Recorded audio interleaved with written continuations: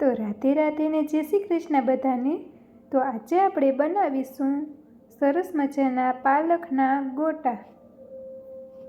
આવા ફૂલેલા પાલકના ગોટા બનાવવા માટે મેં અહીંયા પાલકના પાન ધોઈ અને સાફ કરી લીધા છે। હવે આપણે તેને ઝીણી ઝીણી રીતે કટ કરી લેશું।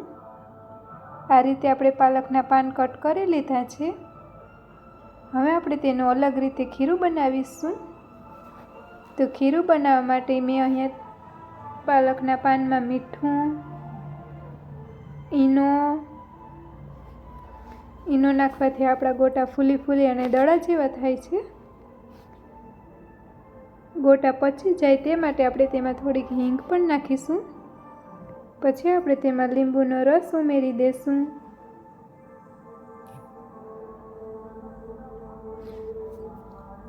હવે આપણે તેમાં પાણી ઉમેરી અને તેને સારી રીતે મિક્સ કરી લેશું।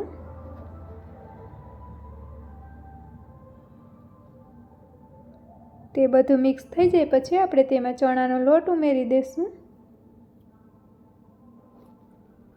જે પ્રમાણમાં આપણે પાણી લીધું છે તે પ્રમાણમાં ચણાનો લોટ ઉમેરવાનો છે। હવે આપણે તેને સારી રીતે પણ મિક્સ કરી લેશું। તેને આપણે એક બાજુ જ મિક્સ કરવાનું છે જેથી કરીને તેમાં ગાંઠા ન રહે અને આપણા ભજીયા ફૂલેલા ગોટા જેવા જ બને। હવે આપણે તેલ ગરમ થવા માટે મૂકી દઈશું।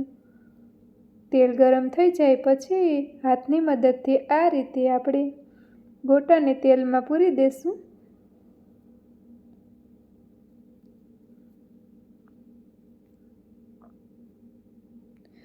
આવા સરસ મજાના ફૂલેલા ગોટા બનાવવા માટે તમે જો આ રીતે ખીરું બાંધશો તો તમારા ગોટા પણ ફૂલી અને દડા જેવા થશે। આપણે આ ગોટાને 6 થી 7 મિનિટ માટે તેલમાં તરવા દેવાના છે।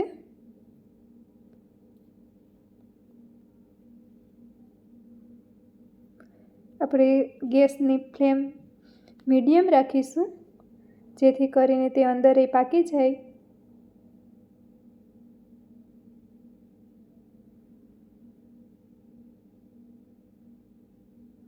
તો જુઓ આપણા સરસ મજાના ગોટા બનીને તૈયાર થઈ ગયા છે।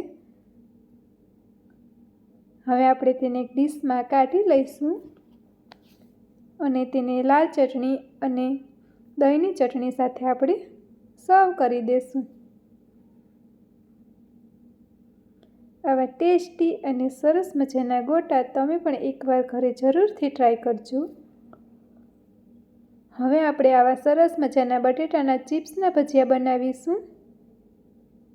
એના માટે મેં અહીંયા બટેટાની ચિપ્સ કરી લીધી છે। હવે એક બાઉલમાં ચણાનો લોટ લઈ તેમાં આપણે મીઠું, ઈનો અને લીંબુ મિક્સ કરી દઈશું।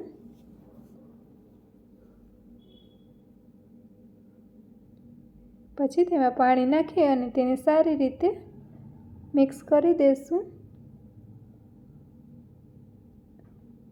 ત્યાં સુધીમાં આપણે આપણું તેલ ગરમ થવા માટે મૂકી દઈએ।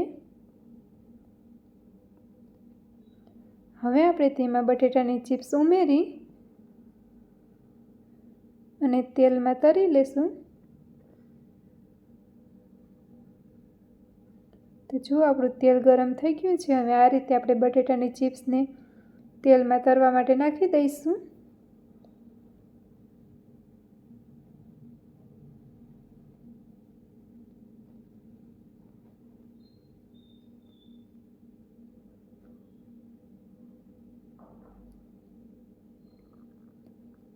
આને પણ આપણે 5 થી 6 મિનિટ માટે તેલમાં તળવા દઈશું।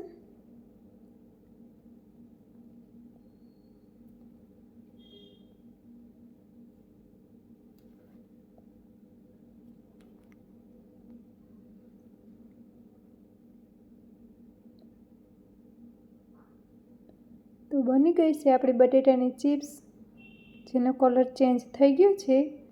હવે આપણે તેને બહાર કાઢી લઈશું। આવી રીતે ઝારા વડે બહાર કાઢી લેવી જેથી તેલ ના રહે તેમાં। હવે આપણે તેને એક ડીશમાં સર્વ કરી લઈશું। તેની સાથે આપણે લાલ ચટણી પણ સર્વ કરી દઈશું। જુઓ સરસ મજાની બટેટાની ચિપ્સના ભજીયા।